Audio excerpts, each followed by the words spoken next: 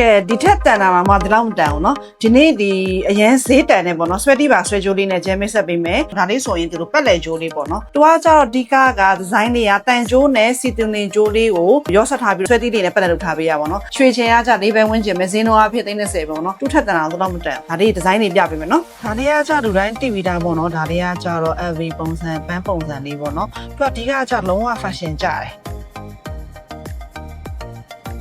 ဒီဂျိုးရီယာကြတော့ဘာလို့နော် Christian Dior လေးပေါ့နော်သူကသူ့ရဲ့ logo နဲ့လုပ်ထားပေးရဒါဆိုတော့ရင်လာ